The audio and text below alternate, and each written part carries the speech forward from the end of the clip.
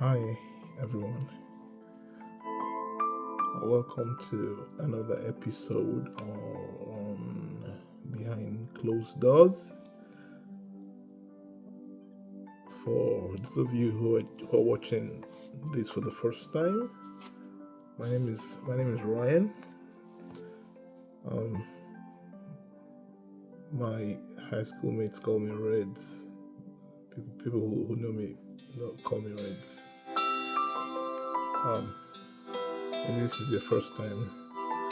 The very fact that you're taking out a couple of minutes or seconds to watch this, I want to thank you. But I also want to ask you to do something else, something more. So please hit the subscribe button and like the video, and please share it, because I know that there's somebody out there who might take a thing or two from what I'm talking about, what I'm going to say.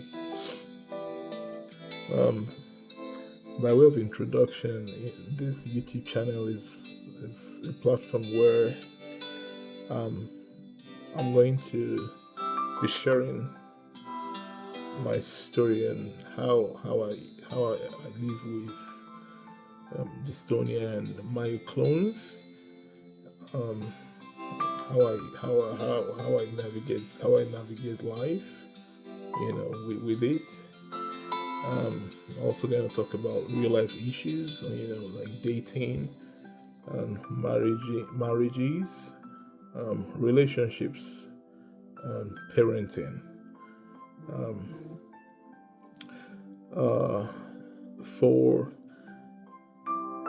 For now, it's it just started it a couple of weeks ago, but the aim is for it to grow, and this is my content, the original content. I'm going to be talking about things that I have lived through, experiences that I've had, my opinion on things, my perspective on things. So I'm not calling dibs on perfection. The only thing, you can disagree with me for all you want, is when I have to make recourse to the manual of life, the Bible. So for those of you who don't know, March 9th is my birthday, and I wanted it to be just one of those days. Nothing significant. It's just me. So what am I celebrating? It's just another day that I'm thankful for. I personally find eating alone boring. So I'm like, what am I celebrating? And because in recent events, this has been a tumultuous journey, spanning 15 years, and for me, self-termination is not an option. I made that clear. And my stance, you can make fun of people, but there's certain things you can't do with respect to man, and that's one of them is making fun of his beliefs. And so for me, my belief is clear. I believe in the work of Jesus. Again, talking about giving, this is also about giving, even though it's more or less dedicated towards my birthday and all happened. But my stand is, I'm able to do this because God gave me a second chance, and I don't want to blow it.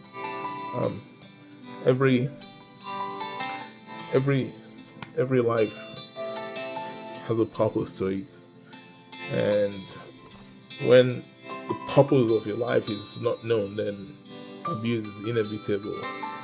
So the last video I left, I talked about giving, a quote by Sir Winston Churchill, who was one of the greatest prime ministers that England had, or the Britain had. He was successful in um, managing the population, during the Two, World War Two. Think so? Yeah. And he said, "We make a living by what we get. We make a life by what we give."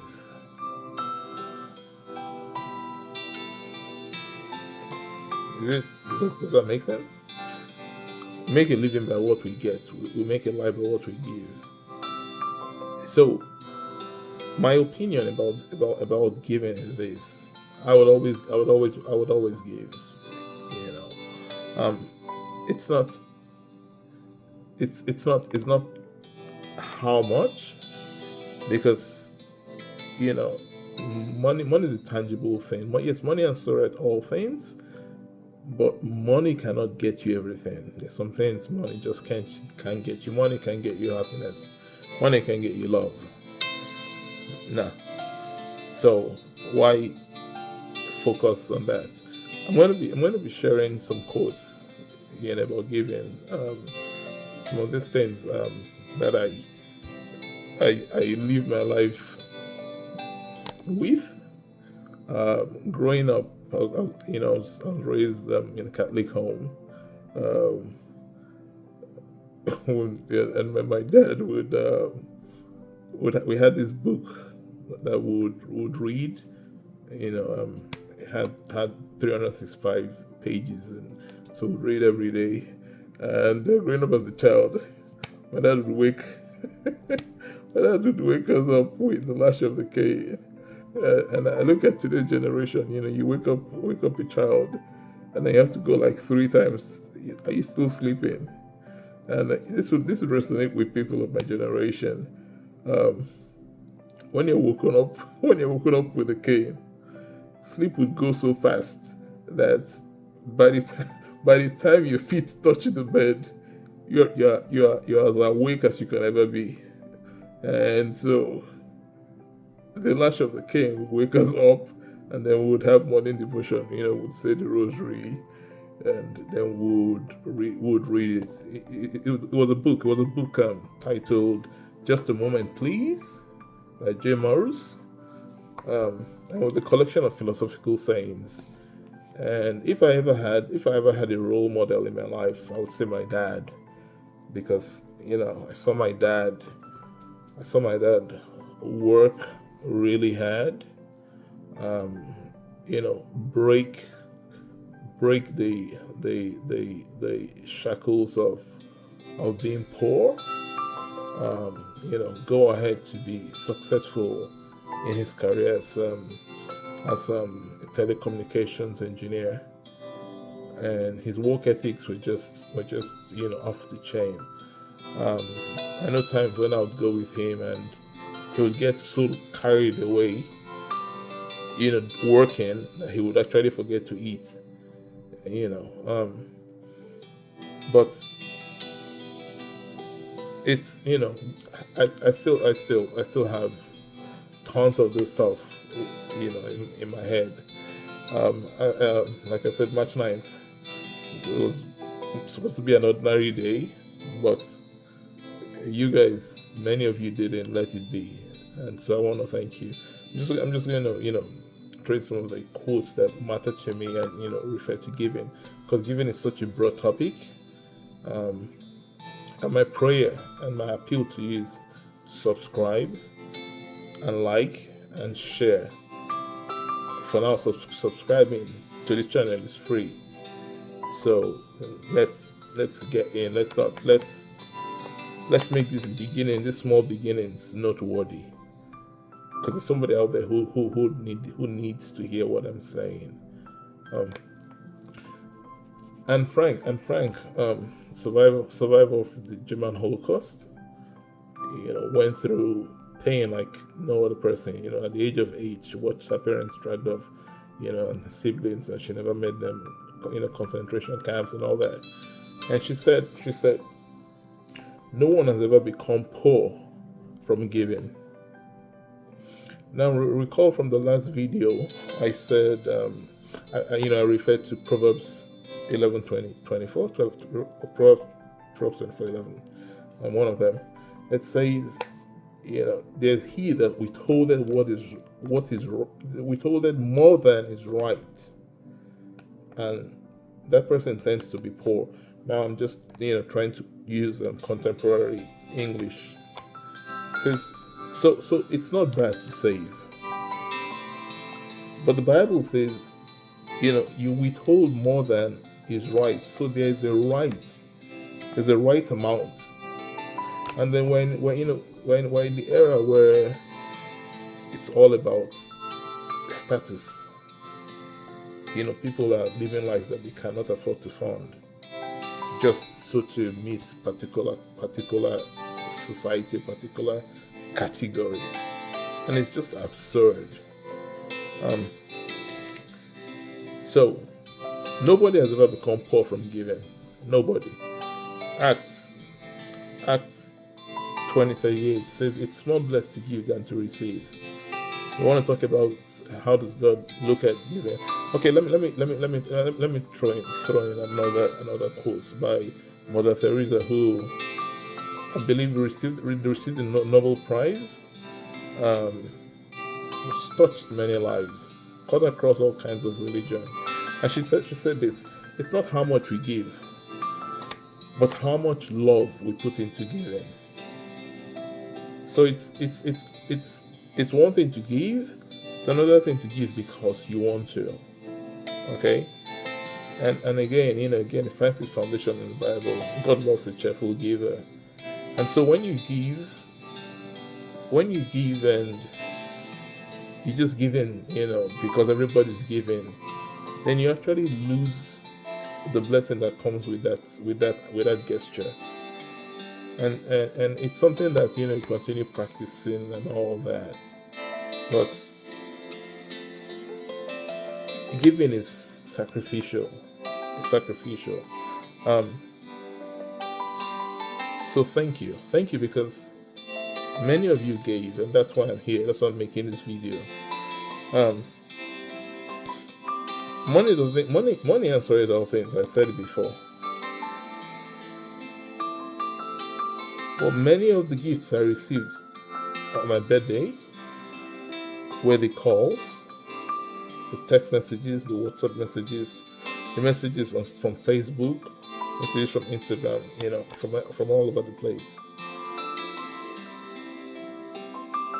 Some of the highlights of my birthday, I think I'm going to share with you. Growing up on the streets of arguably one of the roughest cities, in West Africa, was a challenge, because growing up, my mom banned fighting in the house, and she also banned us from being dropped off by my dad's company drivers, and so I had to walk to school. I went to public school. I went to public school, and I know how many times I had to fight on my way back. And my uniform was all white, so I would have to take it off, because if my mom saw blood on your uniform, that would get under whooping. So I know how many times I had to take off my clothes, just because there's no running away. There's no running away from these fights. And one thing I tell people, people who don't know me is, behind all this polish and is a changed man. But I say this, and it aligns with what Jesus says. Try as much as possible to live at peace with all men. It's not possible, but make the effort. So I tell people this. I don't look for trouble. I don't. But please don't look for mine. Because there's only one outcome. There's just going to be only one outcome. And for people who know me, they know what I mean by that. Yeah, so back to March 9th. Um, Amazing things. I received the text um, from my cousin, and she's just phenomenal. Um, she's she's wise beyond her years, and the Bible says there's safety in a multitude of counsel. And being a single dad, raising a daughter, there was so much I knew, with regards to raising a girl child, raising a female child. And so I had to, seek the opinion of ladies who I knew were grounded. And till date, I still have to talk to her. And I have to admit, I can't. The text she sent me this morning was so gracious. I could feel the sincerity of her emotions coming off the chat, and in it she said, I'm proud of you. I'm proud of all the things that you do, despite your handicaps. And it touched me. It touched me. And so thank you. I made. Thank you so much. Thank you so much for the calls you make, where you ask me, have you eaten? And when I'm thinking about an answer, you tell me, go and go and fix yourself something. Get somebody to give you food. Sorry about my eyes. This Tony is just crazy. Um, the pain is there. It's been diagnosed as TMD. It comes merging dystonia, tremors with using continuous positive airflow pressure machine. Not a good combination. So it's something that I'm currently working on. Talking with my doctors. I have to admit I've seen more than my fair share of doctors and hospitals. I'm tired. I want to be left alone, but I know I have to eat. You know, I currently I'm on 13 meds, so um, I know my GP told me one time, hey, you're no longer 20, so you can't be taking meds on an empty stomach, and so I try to eat. I try to. Um, so um, thank you for that text, and then shout out to Baba. Now this is one guy who I know he has not told me much, but I know he's still trying to find his feet. That's something that comes with relocating. The first 2 3 years could even be longer. You're trying to find something that would not just be able to meet the bills, but also have something more. And I know how much he struggles. But I woke up and I check my mail every morning. After I've had my ablutions, I checked my mail and I saw that he sent me something, some money.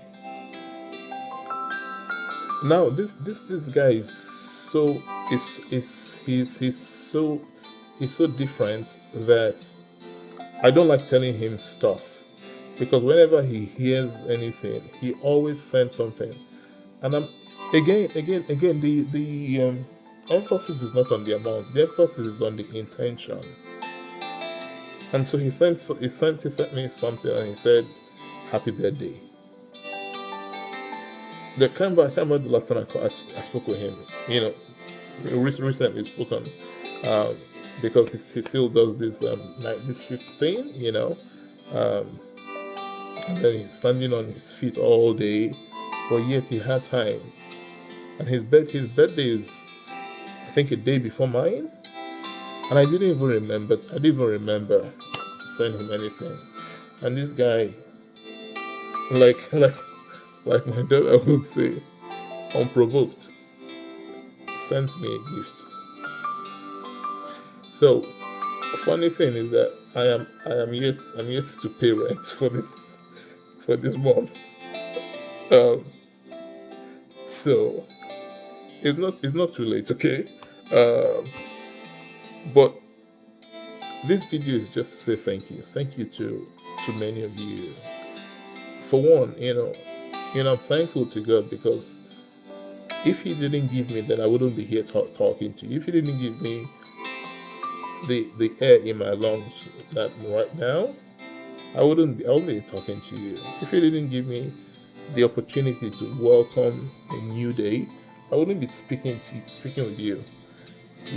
True that I'm tired of the incessant visits to the ER. In recent times, I can say recently it's been really tumultuous. But I don't know how to give up. I don't know how to give up. Self termination is not an option, but sometimes it just seems like you know that's you know a life without purpose it's a miserable life. And I say this: you can't understand your purpose if you've not embraced your identity. And so one of the first things we need to do is embrace our identity, find out who we really are, embrace it, and then hopefully get to know what our purpose is so that we can live our lives meaningfully.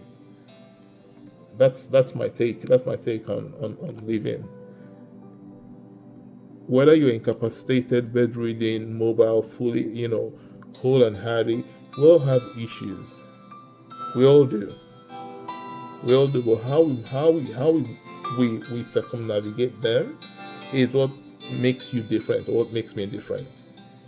I'm not different from any other person. Yes, I've got this, neurodegenerative diseases, rheumatoid arthritis, and you know, the names are have become too long. The meds have become too many for me to even recite them by from memory. But I'm truly grateful to all of you that gave, because your messages, your texts, your chats, made today special and memorable. I received my daughter tried calling me, and somehow I missed her call, so she left me a voice note. And in the voice note, she thanked me, and she said something remarkable. You see, parenting is it's not for everybody. But when you're able to get it right, there's a joy that it brings. There's a joy that it brings. That even when kids, as kids, in trying to chart your own path, you would sometimes fall out with your parents, and so it comes with the tough. You just have to be able to overcome it and move on. And she sent me a voice note, and she said, thank you, Daddy, thank you for everything that you've done. And that was really special. That was really special. And so I tried calling her back, and I didn't get her. So I left her a voice note, and I told her, I said, listen, everything I've done, and I will continue to do as your dad, I'm doing it because I want to do it, not because I have to do it. So, she made it memorable, made it special. I had someone bring me groceries. Now, one of the unique things about my journey with living with dystonia is that at every phase of my life, God raises up someone to help me. Now, the city I currently reside in, I don't know anybody, I don't. And just like coming to America, where they say, when they told Eddie Murphy, he said he wants to marry a wife, say go to the church.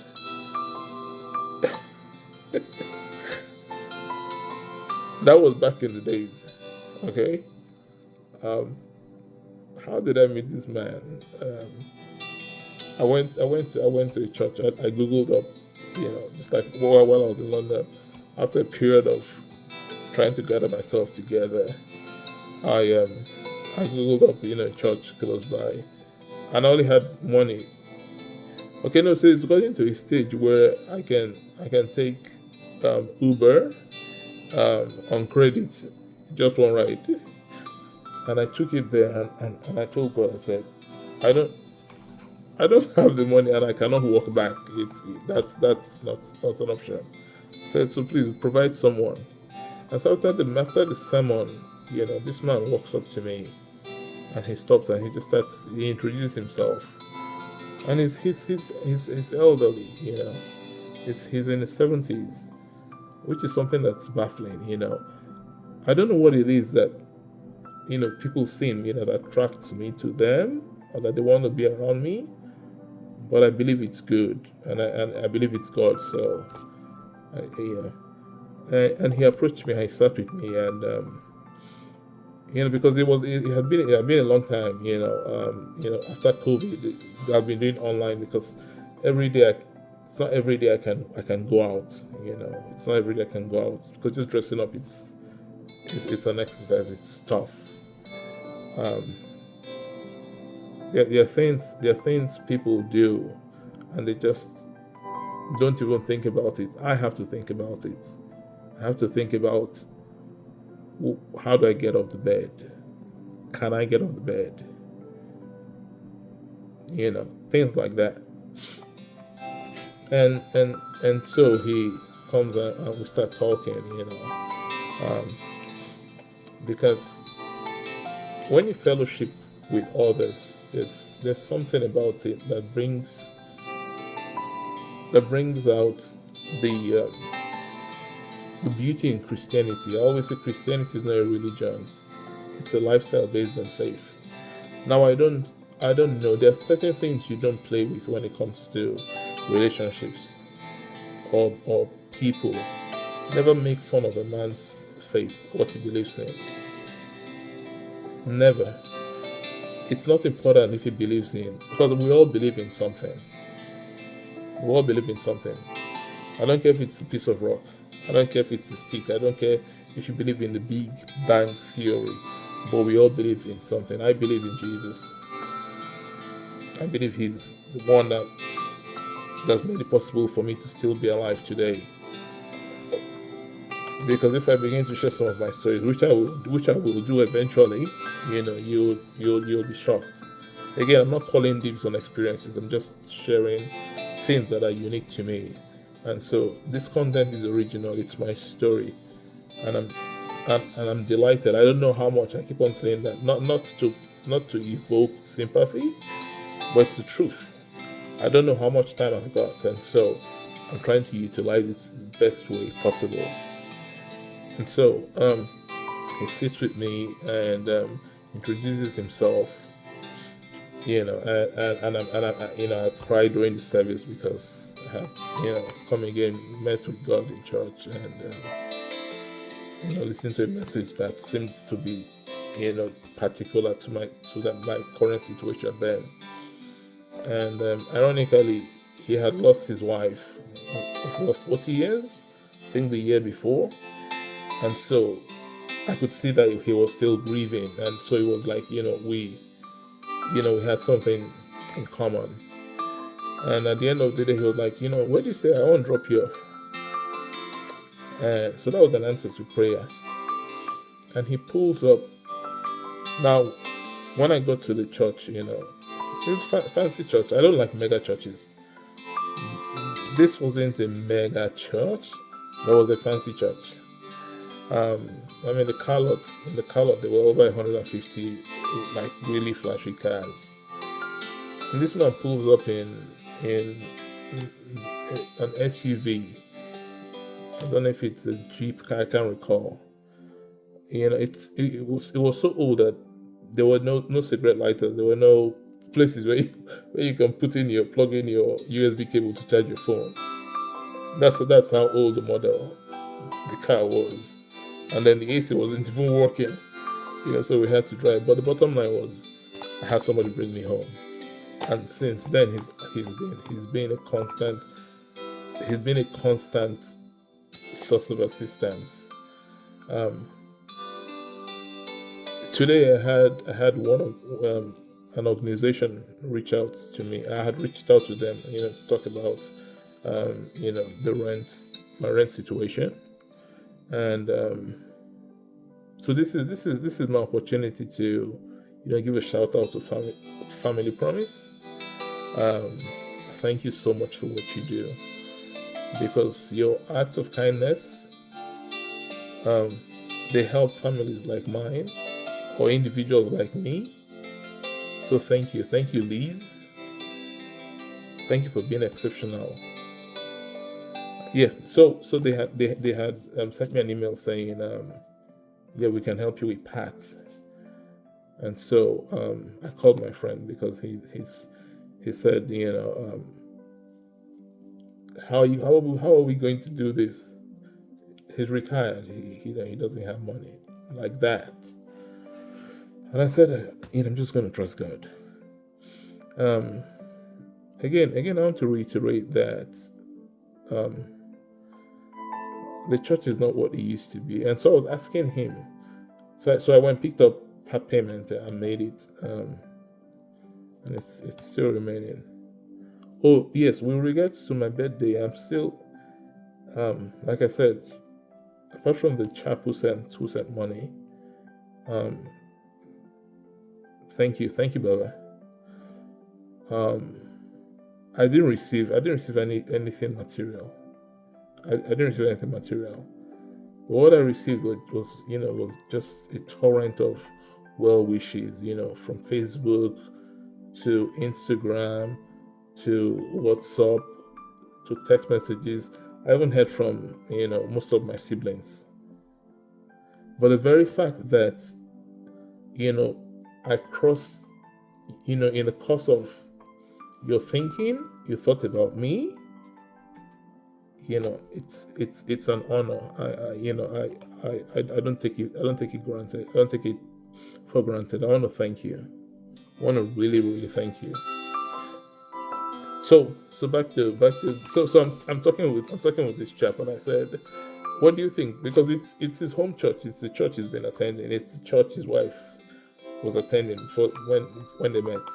And so I had an experience with them before. It really sour taste, because, like I said, the church is not what it used to be. And I was asking him, I said, what do you think? Should I try again? Should I go again? Because everything one does should be done by faith. The Bible says, whatever we do without faith is a sin. Okay? And so I was asking him, again, in multitude of counsel, their safety, and I asked myself, what do you think? And he said, you know the answer to that question. I said, I do. I said, but back in the days. He said, yeah, that was back in the days. Remember, that was back in the days. People now are not the people back then. They want to know how much do you have? What do you do? What can we get from you? So both of us just ruled that out. And then I told him, I said, well, still trusting God for what, two-thirds? About two-thirds of the rent to pay. I'm thankful that the property manager is someone that knows my name. This is a complex. Yeah, every time she sees me, she remembers my name. She calls me. I'm glad. God provided her. So.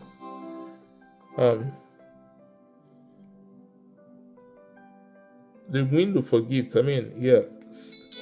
So for those of you who want to gift me something, just send me a DM or something, and I'll give you details. I'll give you my bank account details. If you want to gift me a house, just tell me where what city the house is, and I'm very mobile. I will relocate. In a heartbeat. So I'm still open to gifts, but thank you above all. Thank you for the text messages, Somebody brought groceries for me today. Judges. I don't do steps. I don't. And it's unnatural that for someone who's got who's got liability, who's got a handicap like me, is living on the second floor. And when he brought up the groceries, 16 steps, 1 plus 6 equals 7. So 7 is important to me. I'm the third child. Number 3 is important to me. And he couldn't speak English. So on his way out, he had seen my wheelchair, and when I opened the door to let him in, how the tremors, and I was using my cane, and so he typed in his Google Translator, and he said, "Why don't you live on in an apartment that won't require steps?" And so I told him, just like I tell every other person, nurses who come around, I tell them, because when I was moving in, Linda I can move you, Ryan. I told her no. And it's the same thing I told Georgios. I told him, I said, I want to stay upstairs because I want to continue challenging myself. And I guess it's a function of being obdurate. Like I said, growing up on the streets of one of, debatably back then, one of the roughest cities. You have to have an element of obduracy, and then being in the military. It's my life is very colorful. And so he types and then it's why. And so I respond to him. I said, I chose to stay upstairs because I want to continue using my legs until I can no longer use them. And he thought about it, and then he gave me a fist bump, and he was like, I like your spirit. But that's just me. That's how I think. That's how I tackle my life. I have an engineering degree, and then I've also had the privilege of working with automobiles and doing commercial trucking. So pre-trip inspection is key. And I used to do this before, even before I got diagnosed. When I wake up in the morning, I'll do a mental checklist of myself. But I don't do that anymore, because if I do, I'll be depressed. Because I would suddenly realize, okay, my hands can't do what my hand could do last week. So I don't do that.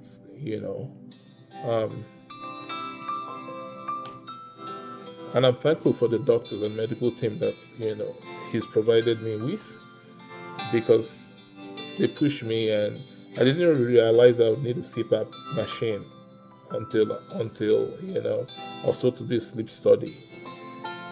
And the result of sleep study showed that in a sleep period, there's so much that we take for granted, people. There's so much. For me, sleep is a luxury. Last week Friday, I had to do another EEG test, and it has to be done regularly because the neurologist is trying to steer me towards surgery. But I think I'm okay with my brain. I don't want anybody messing with it, because again, it's experimental. It's something again I'll talk about. Well, I remember the lady she went to finish attaching the 23 electrodes to my scalp. She put up the light, and she put me, so I sit in a lazy boy chair, and she said, try and sleep. I told her, I said, I can't sleep. I can't sleep. I can't sleep like that. She said, try, just close your eyes. Okay. So after she took it, said, were you able to nap? I was able to nap. Every time she came into the room, I knew, and I wanted to play some music, just something that my brain could focus on. And she said, no, no, just close your eyes. So couldn't sleep. Anyway, but so many things people take for granted. I used to, but now I don't. And my desire is that we don't get to make mistakes, but I would rather that we learn from the mistakes of others. So back to the what makes March 9th, 2026 memorable. So I've spoken about my beloved sister, and then the chapel sent a gift. And this is in no way downplaying the messages, and they were beautiful. I got a DM from my classmate. We're actually in the same homeroom in high school. And she sent across the message, just wishing me well. And she kind of manages the main group. Another group is like over 180 people. I don't go there. I don't go there often because I just I don't want to get involved. I'm being very careful. Because there's so many new triggers I'm discovering every day. And my emotions. I check my BP. I have to check my BP every day, and I'm just not just checking it. It gets, if I fail to check it, they call me. It's that serious. So I asked her. I said, please, I hope you didn't post my birthday on the group chat. Now this thing about reverse psychology. I wanted her to know that I wasn't doing that. So I reiterated. I said, please, don't post it. And she said, oops, I already posted it. Now, courtesy demands that when somebody speaks to you or greets you or felicitates with you, courtesy demands that you say, whether you like the person or you don't, whether the person sent it, because he really liked you, or he was doing it because every other person and he didn't want to be different. The fact that you said it, thank you, I will take it. And so I had to go to the page, go to the main group, and I saw that somebody else had posted it earlier on in the day, not even her. And so people had already been saying, happy birthday, Reds, and all that. And somehow I don't know where they got the picture of me and put there. And I responded and I told them, I said, thank you, And this is what I'm telling all of you. The fact that that you thought about me, I'm honored to have been in your thoughts. I'm honored that you thought me worthy enough to take out time and send me a message. I really don't care if it's a Facebook, copy and paste, but you send me a message. Thank you so much. I really appreciate it. I really do. Because one thing we fail to understand is that you all have become an integral part of my life. My life is colorful. It's like a tapestry woven together. You don't appreciate the beauty of the tapestry by pulling out just one strand. When it's all put together, the beauty of the tapestry is seen to all. And so my interaction with all of you, albeit briefly, whether it's virtually, in person, years ago, decades ago, you've left a little bit of me, and I pray that I've left a little bit of me with you. And so, I'm very particular about what I write, And so while I was sending the message, thanking my ex classmates, my phone rang, and it was one of my high school mates. Somebody I haven't seen since we graduated, which is 1992. So for those of you who are thinking, 1992, I've not seen this chap since 1992, and he calls me. Now it's one thing to send a text message; it's another thing to call. Okay, I'm not saying one is more important than the other. I'm just saying. And we're on the phone for over an hour. Now even though talking a lot can exacerbate stuff. Once in a while, I just have to go through, and we talked for over an hour, and he's going through stuff. We've been separated for four years, I think he said, and it's bad because his wife has weaponized the kids, which is something I'm also going to talk about because I've been there too. And he said, so we'll talk, and he said something. He said, right, that there are three people whose life I look at and they inspire me, and you're one of them. And I said, no, you can't say that. That's true. I mean, that's like over the board. He said, no, I'm serious. He said, there are three people. He said, my sister, my mom, and you. that the way you all live, he said, but for you, I don't understand. I don't know what medical condition you're going through, but just the way you face it heads on and still deal with a smile, he said it inspires me a lot. And I was taken aback, and I really really thanked him. And and Fish, if you're watching this, you did mention that you follow me, you watch my videos, but I didn't remember at that point in time to tell you subscribe. So please subscribe, okay? Um, yeah. So thank you so much, all of you. Thank you so much. For making our time to talk to me, because it's I want to be left alone, but I know I cannot be left alone. I know I can't. But things happen, and in recent times, it's been very tumultuous. I just want to be left alone. I want to be left alone. But you all refused to, and so special thanks to you all. Special thanks. I really do appreciate it. Um, One thing I know, and that's something that keeps me going, is that to every season there's a beginning and an end. And I'll continue to trust in God for restoration. And I know there's going to be restoration, whether it be on this side of the curtain, on the other side of the curtain. And I pray that it's on the side of the curtain, because there's so much I want to do. And He knows there's so much I want to do. Another thing that happened today was I received a text message from somebody that I didn't even imagine. It was, so I say, marriage, I say it's a rodeo. So she, she sent a text. I was shocked.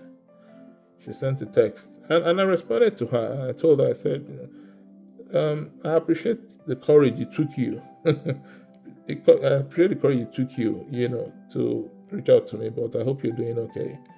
And so, when eventually I spoke with my kid, I asked her, I said, guess where I got a text from? So she mentioned someone. Now this person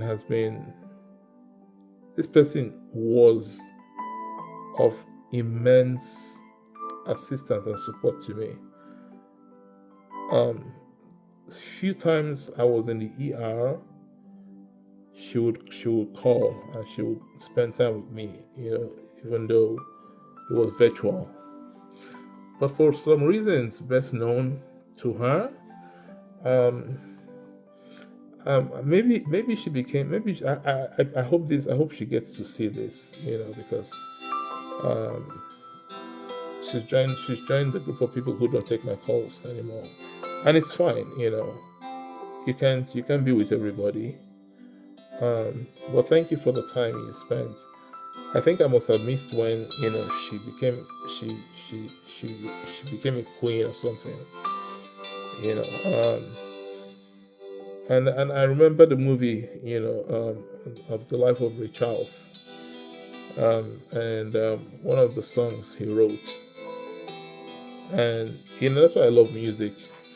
Some people don't know that I sing, but I sing. And for those of you who are wondering, hey, you don't know what's, there's a lot in me that you don't know about. Okay. Yeah. So I'm talking about that. I said, guess who sent me a text? So she mentions this lady who I say she's, I don't know what's going on with her, but I wish her well. There's some people you just have to let go. No matter how much you love them, you need to let them go, and hopefully they come around, and they find out what they really want in life. But one thing I can say is that I would owe no man nothing. I would owe no man nothing. Okay, and so as many of you who in the past have given me a loan, those of you who've even assisted me, I'm gonna give it back to you, not because you lent it to me, but because I just don't want to owe anybody. So you get it all back, okay? And so my daughter says, "Is she the one?" I said, "No, let her go. I don't know what's up with her." And I said, "No, it's your mother."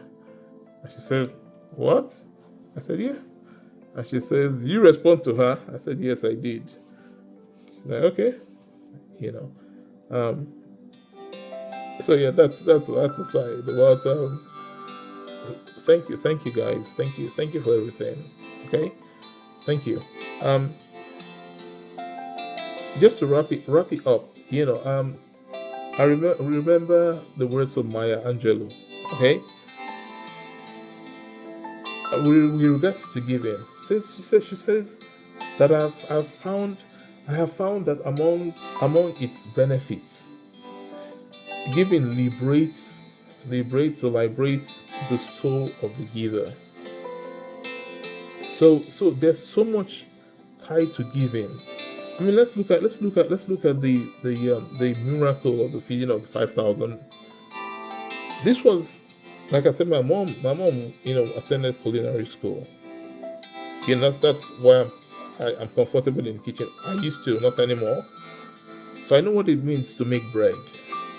And just I can imagine this mother waking up early in the day, early in the morning hours, to make bread for her son to take as lunch. It was two small loaves of bread and five fish.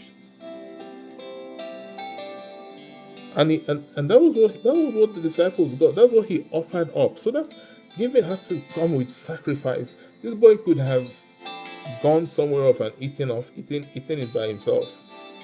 But he realized that there was a need, and and that's what the church should be. And hopefully we'll get there someday before it's too late. But the beautiful thing about that story is that in the selflessness of him giving his own lunch, meager that it may seem, in the hands of Jesus, it was enough to feed. And when the Bible talks about 5,000 men, we all know that when it comes to spiritual gatherings, the women are always more than the men. And then you talk about the children. Now, it said the boy, but it said 5,000 men. So we're looking at just, ballpark, looking at maybe 10,000. No, I'm not saying 10,000. The women are usually more than the men. So maybe 15,000, including kids. It was 2 loaves and 5 fishes that Jesus took and transformed into enough to feed almost 15,000 people. And not just feed them, but there was left over. And that's what happens when we give. How does a single seed of an Indian almond or a mango become a tree that produces hundreds of fruits? The Bible says the seed has to die first. And so when we give selflessly, the joy of receiving, it outshines every other thing. It does. And all I'm saying is, let's understand giving. Let's understand that in giving we do more than just being comfortable. Because the very fact that we are living is a gift too. And so we cannot it's not right to enjoy being the receiver all the time. Like I said, I would always continue to give. Always. I don't have money now, but I have stuff that I can give. I give it to Uber drivers and all that, They ask me, look at something, I like it. I've given out my canes before. Not before, giving out canes. I don't, there's nothing to it. It doesn't have nothing to do with the fact that, God blessed me early enough. No, even growing up, I've always been that way. So, really, I'm just gonna wrap up with this, okay? Thank you for making the day memorable. Thank you so much. But John Holmes says this, okay? There's no exercise better for the heart than reaching down and lifting people up. There's no exercise better for the heart. There's more to life than meets the eye. We don't see the inside. But this quote just captures it so aptly. There's no better exercise for the heart than reaching out. Now, one thing I've learned is that no matter how tired you are, when you see someone in need, and you've allowed the good in you, you've allowed God come into you, He gives you the strength to reach out and pull that person up. And so, even as I thank you for watching this video, again, I would say please subscribe, like the video, and share. But I want to tell you something. The very fact that you're still listening to this, or that you even started watching this, is a sign that God is not yet done with you. So regardless of what you're going through, keep your chin up, because the future ahead is so much brighter. I'll see you soon. Bye.